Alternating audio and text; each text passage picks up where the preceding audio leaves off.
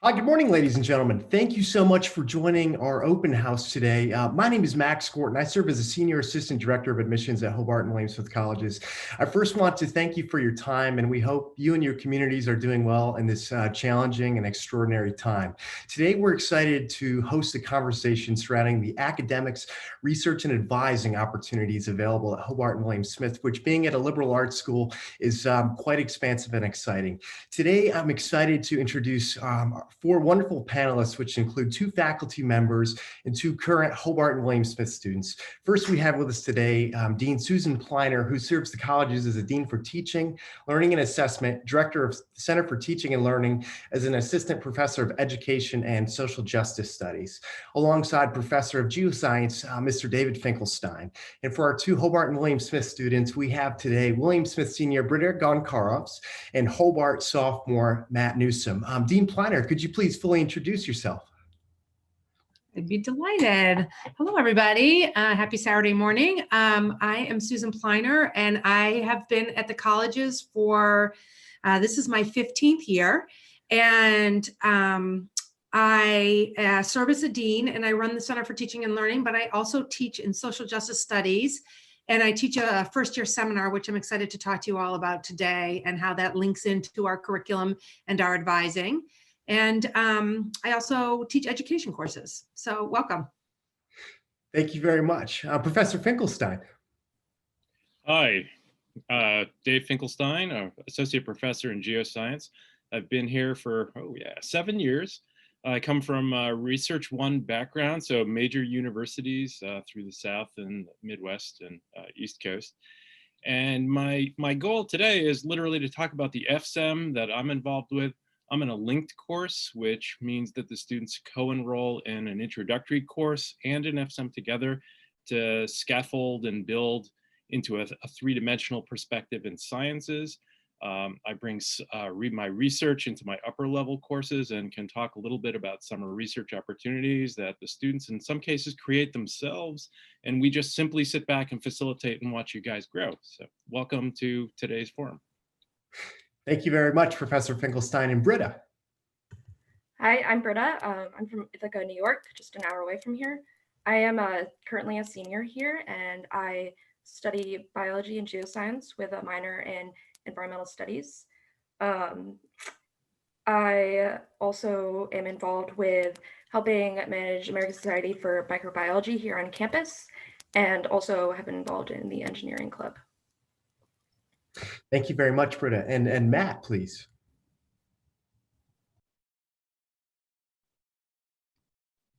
Well, awesome. Well, maybe Matt will join us here, but Britta, I think, my first question for the panel, as a student, I mean, how did you find your groove or your place in the Hobart and William Smith curriculum?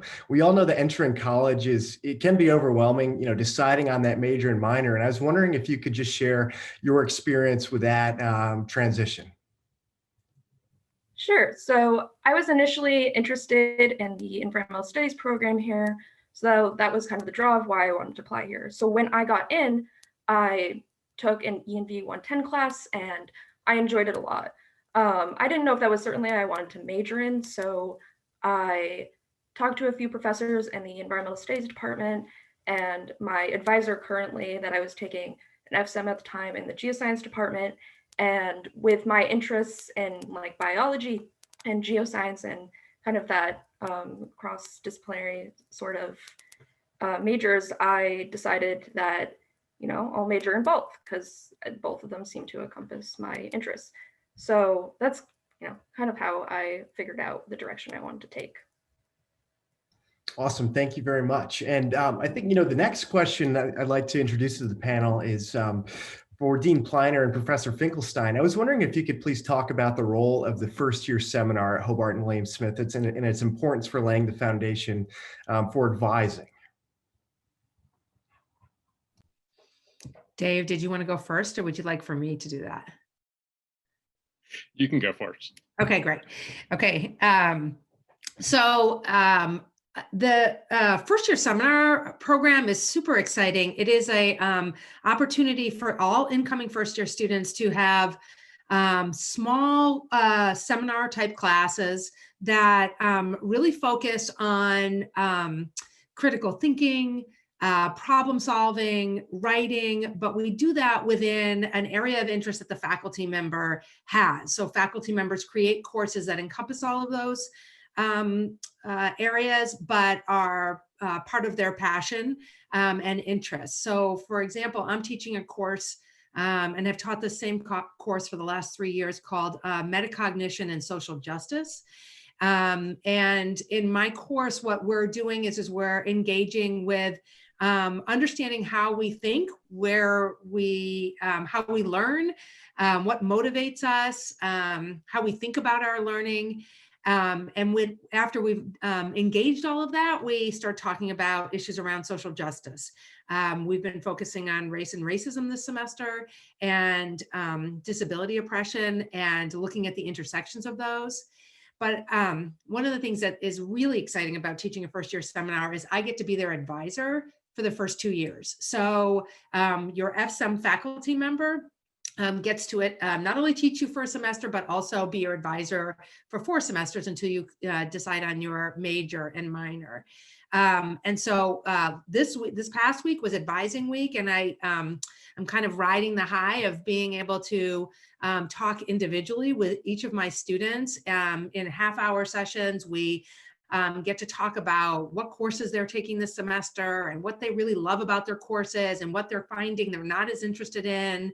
And then we kind of get to talk about the expanse of our curriculum and the ways that they can broaden out what they are learning this semester and what interests them, but in a diversity of disciplines. And that's super exciting, because the goal for us is to have both a breadth and a depth. That's part of our liberal arts mission. And even my students that are super focused, like I'm going to go to med school, and so I'm going to take all these science classes, we get to talk about how important it is to be well-rounded as a physician, and how are you going to increase your passions and your knowledge. And so this year I challenged all of my students to take courses that they were interested in, or they think they might want to major in, but also to take one risk course. And that's also a really exciting part of the liberal arts, is the opportunity to take risks in learning and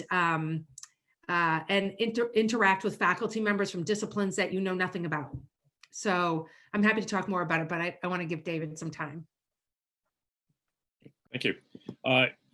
Yeah, not to repeat what Susan said, I'm going to take it in a slightly different direction. Since I'm a linked course, I do content that's super focused with respect to a general theme, knowing full well that the linked course that the students are in is going to take more of an analytical approach, such that I get the privilege, in a sense, to introduce people to the curriculum, the goals, reason quantitatively, scientific inquiry, artistic process, social inequalities, cultural difference, and ethical judgment.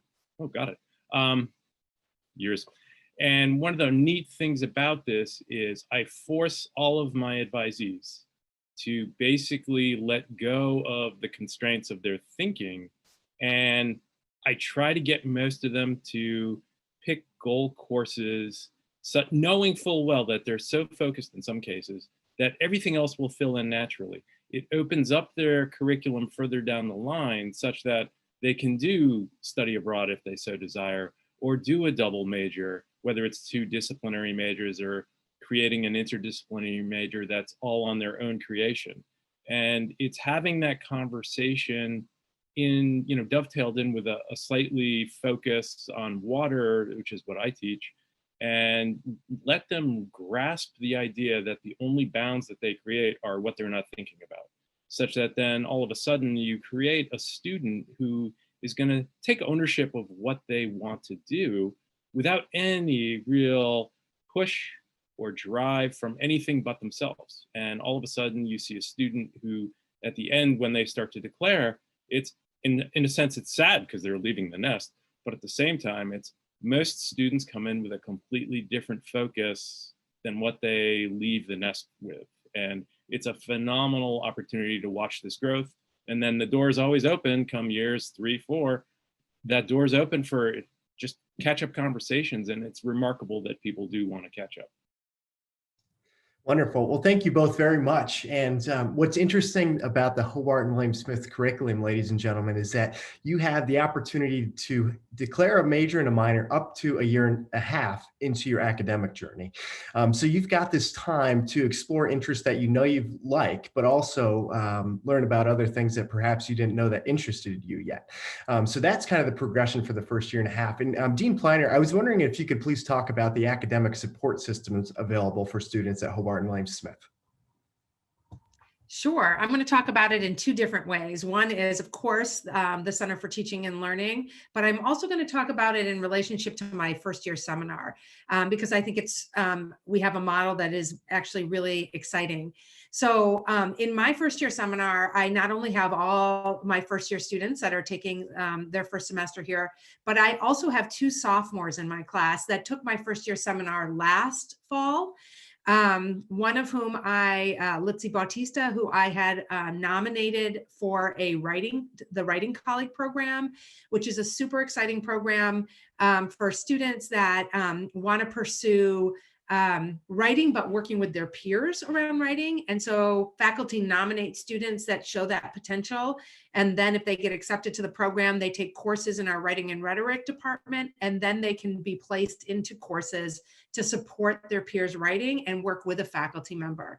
And so that's one role that we support students around writing. That's also really connected to our curriculum, and we have a whole department and faculty that teach those students that work along with other courses.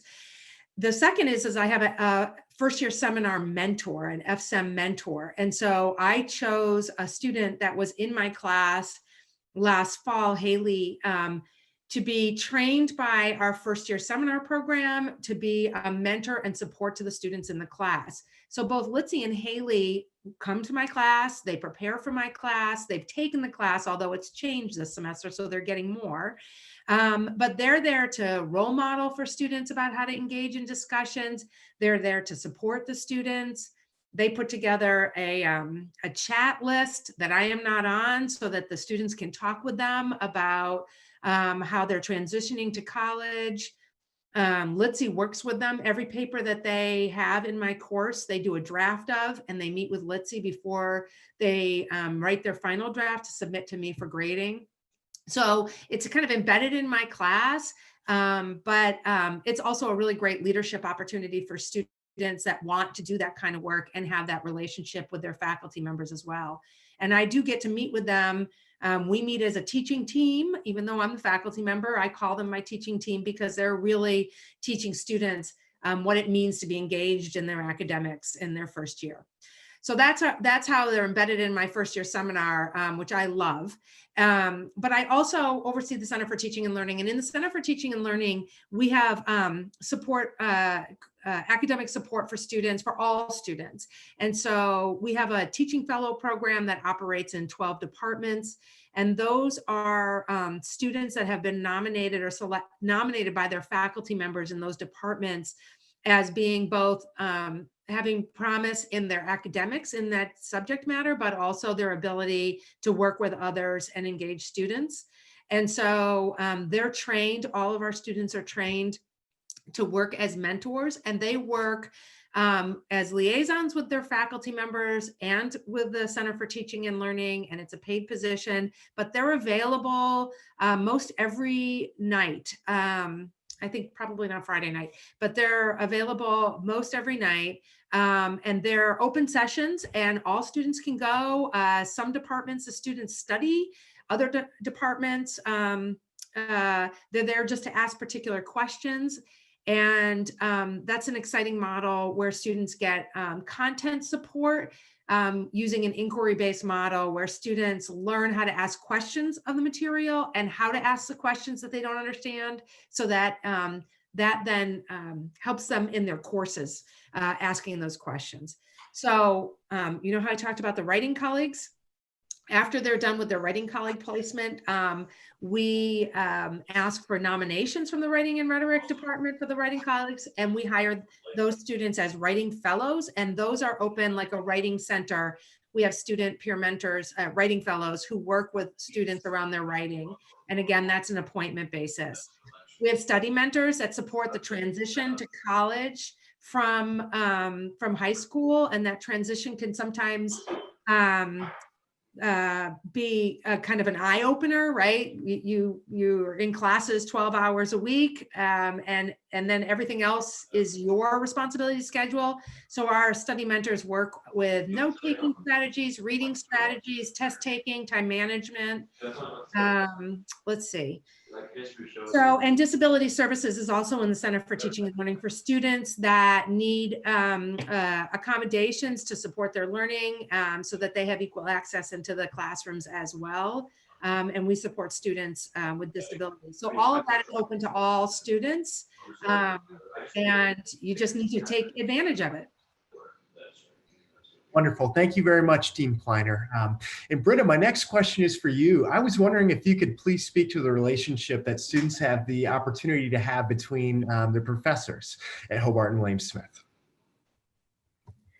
So I would say, given it's a small school, it's actually, you can form close relationships with your professors. So in a class, you maybe are, in a larger classroom or smaller one, it really feels like that when you're in the classroom, you're not just sitting there in a lecture, you're actually, learning and speaking with a professor and learning on the way.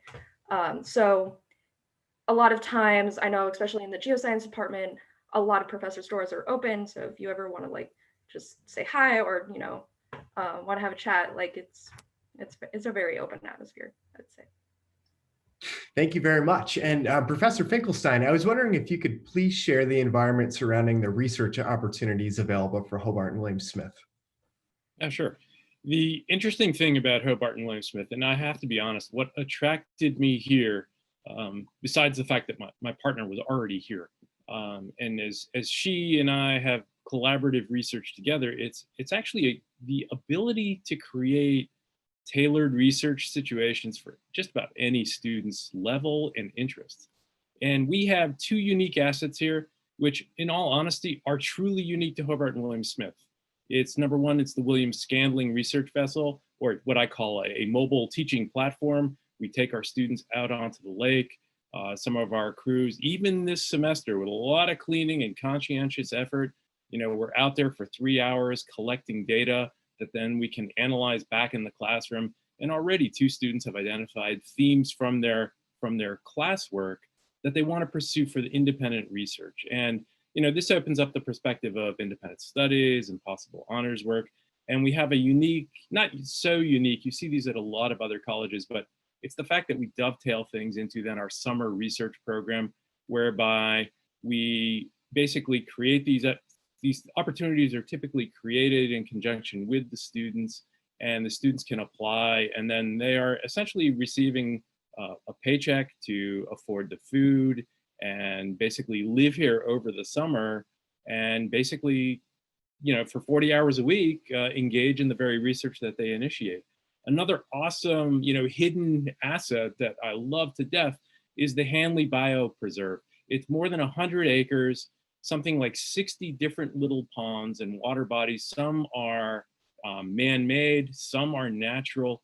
And just think about that. You're walking into an environment with trails. It's left to nature. It's ag land that has come back to its own, pathway based on just letting it go. And the phenomenal aspect of it is, we can set up experiments in these ponds. The students can monitor individual ponds.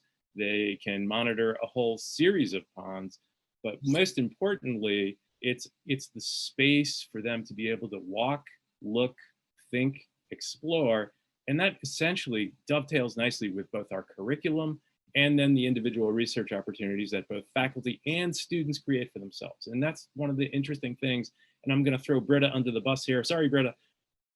Britta created her current honors project basically in her first year. She conceived of these ideas, and it was really cool to be able to, in a sense, kind of tweak some classwork when Britta was in my class, such that she could explore some of these ideas, whether it be conceptually through reading papers, peer-reviewed papers, or to kind of introduce some interesting techniques that one could think about how they would apply to your very own interests.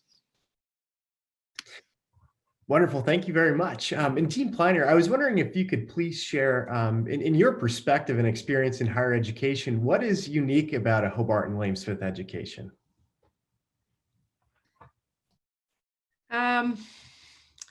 So interesting. I've been in a lot of different places in my career, and I would say, well, there's a lot about HWS that is remarkably unique, and it's one of the reasons why I have stayed and made this my home for so long, is because of, and I think the number one is the people. The reason why I say that is that my faculty colleagues are not only remarkable scholars in their own fields, but they're remarkable teachers. And I get the pleasure to work with them on their teaching and their goals. We have some of the most innovative teaching methodologies and engagement with students. And I think that what makes us really unique is the ways that our faculty are able to follow their own passions and share that with students, and then allow for students to find their passions and support them and engage them in that. And I see that daily. And I, of course, appreciate being able to do that as well. So I think, you know, in terms of the liberal arts, I love the opportunity for students to have that that personal engagement with faculty that allow for them to find that thing that they're passionate about. And like David said, really take it in whatever direction that they want to. And those opportunities exist here. And the faculty are just excited to help support students to do that. So I think that that's probably what I think makes us most unique. The curriculum is awesome and what faculty are teaching, but I think our faculty and our student population and the ways that we can interact with one another. Wonderful. Thank you very much. And Britta, I was wondering if you could please speak to the schedule and the flow of everyday life at Hobart and William Smith between, you know, the balancing the academics and what's going on outside of class, and just kind of speak to that environment a little bit, please. So classes usually, I like my early morning classes. So I usually take those, like schedule my schedule to be earlier in the morning. But I do know a lot of times classes will start around like 10, 11, 12 for some people. If you're taking lab classes, those are happening in the afternoon usually. I know there are a few in the morning, but that is very typical. So those usually end around 5 o'clock. A lot of the student activities, they occur in the evenings. Or, you know, there's some organizations that do occur during the day, but most of them that if you want to get involved in clubs or organizations will be during that time. And that's just a great way to meet more people who are in your campus. Yeah, thank you very much. And Professor Finkelstein, I was wondering if you could please speak to the role of advising when you get to upper level classes. We've kind of speak to the foundational level, but what happens when you find this coursework that you feel, you know, is kind of perfect for you, and how to really dive into that subject? Oh, great question. So I will I will look at it from the perspective of some of the classes that I teach. One of them, I took over a course from another professor who's slowly retiring, and it's something that I've taught at the master's and PhD level. And having had that experience, how do you bring something like that down to the undergraduate level? Well, you actually free the reins, you open up the syllabus a little bit, and every semester it's going to be something different because the students are going to drive the content. What do we want to do in the course? I want you guys to walk away with knowing how to use the literature to write a strategic report or a research paper. So writing is very much involved, even in the science courses, because of simple lab reports, but also, you know, what are you interested in? We go out on the William Scanlon. Okay, it's a boat. It's a 65-foot vessel. Student number one, what is our goal today within the confines? This is what I want us to get done. What do you want to get done? And how, what relationships do you want to see between either the physical or the biological properties of the water? And when you're advising for upper level coursework, it's not so much this rigid curriculum. I came from that as a professor at other schools. This is a lot more flexible, allowing me to tailor my coursework to what the student interests actually are. And sometimes that might mean absolutely no quizzes, no exams, because we're going to super focus on homework assignments or board work or interaction. The fact that the day ends at 5 o'clock, that's kind of like, that's really not how I operate. It's sometimes the doors in the lab are going to be open till late at night because the students want to explore something, whether it be the sediment that they've collected and all the different properties that are present. And it's allowing the opportunity to kind of let their minds go. And I think that's really important because I'm not so much worried about the rigid aspects of the course. I'm more interested in watching people grow. And even if it's someone who feels that they're weak analytically, one can explain, all sorts of things and try to push it hard.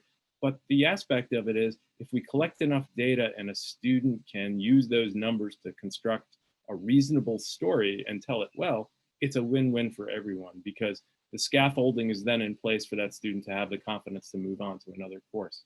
And so advising for courses is really about, if you have a remote interest, sitting down sometimes with the faculty member to see what it really involves, go beyond the syllabus and what other opportunities are available within a course.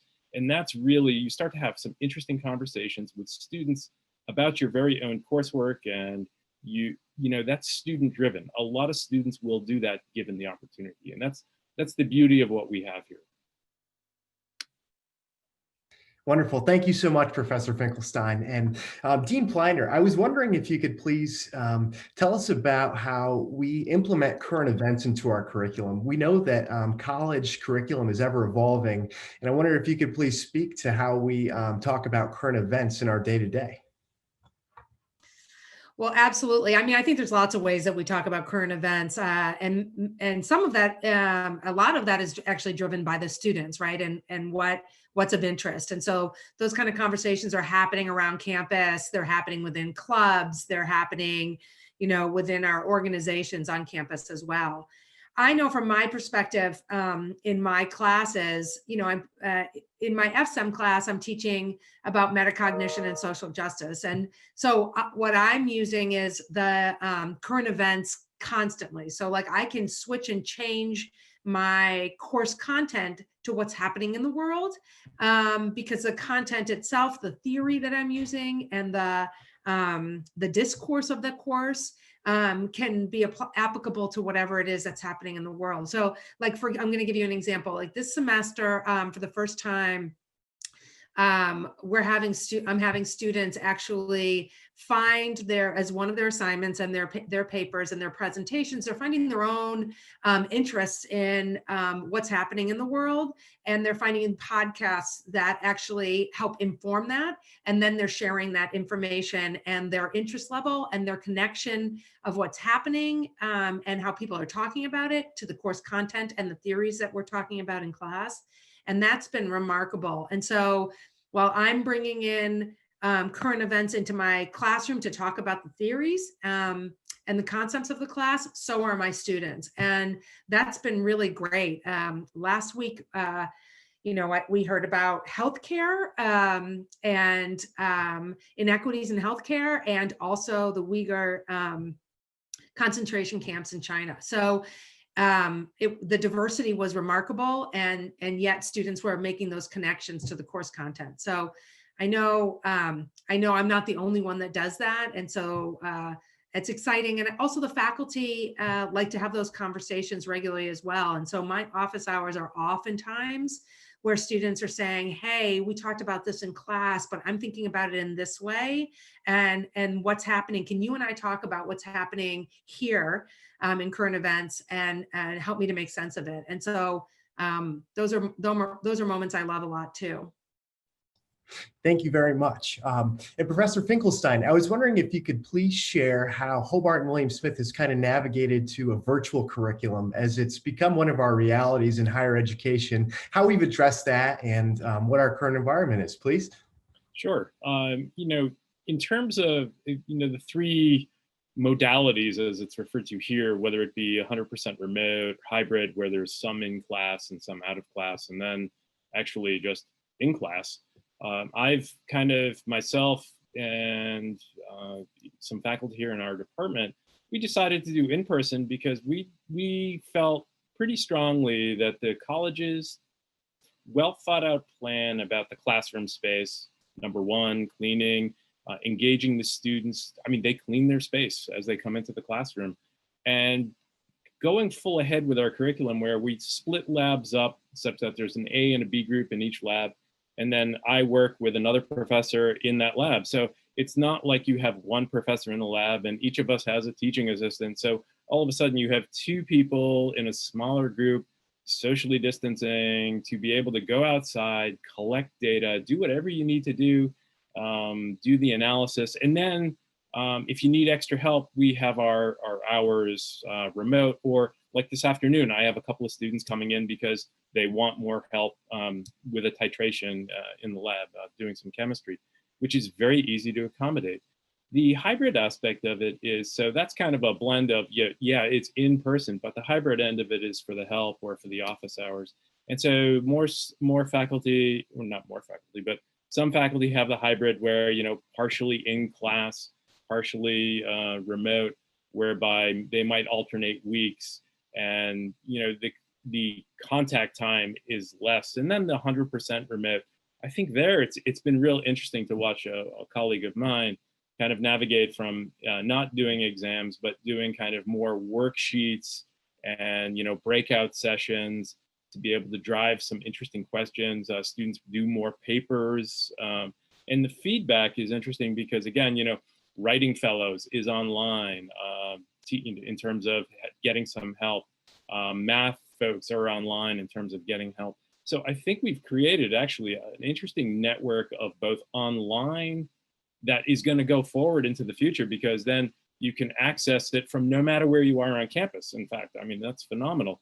The second thing is to actually then have the in-person aspect of it, such that if someone just needs the emotional support of being in person, we can accommodate that in a really interesting manner, which was the other day. It's like, having office hours outside. Why? It was a beautiful day, a little cool. Everyone throws a jacket on. We're spaced out around picnic tables.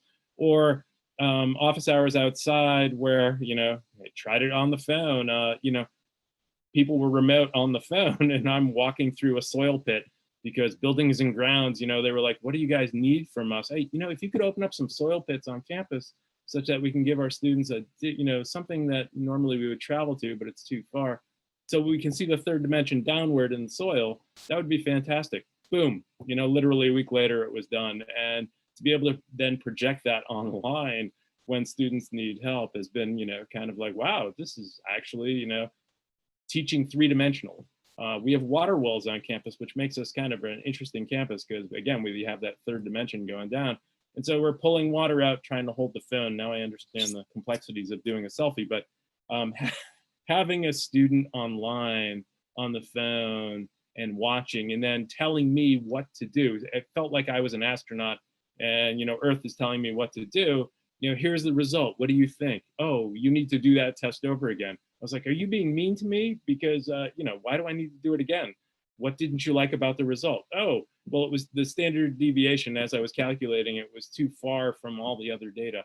Again, opens up another dimensionality of teaching that, I think in the end, when we get back to the classroom, all of a sudden you've got this student who's grown from all these different experiences and can handle them in the future. And that's an interesting educational aspect about this. Well, thank you very much for your thoughtful and well-rounded response, Professor Finkelstein. And Britta, we just have a little less than 1 minute left today. And I just wanted to take a moment to ask, from your perspective as a student, what advice would you share today with all these prospective students and families who are kind enough to volunteer their time, who are going through the college search? What advice would you share with them? I would say, even if you don't know what you want to go to college for, trying to find a school where there's going to be a community that you want to explore. I think that is a key thing to feeling like you're going to fit in at a college. Wonderful. Well, thank you very much. Well, ladies and gentlemen, thank you very much for your time today. We greatly appreciate the opportunity to connect in light of the age of COVID-19. I will put my email in our chat today. And if there's anything that we didn't speak to that's important to your college search, please reach out to me directly and we'll ensure that your question is answered. And right now, we will take the opportunity to have a 5-minute break. So if you could please turn your mics and cameras off, we will reconvene at 11:15 for a conversation surrounding affording an education at Hobart and William Smith. Thank you very much. Happy Halloween, and we hope you have a wonderful Saturday.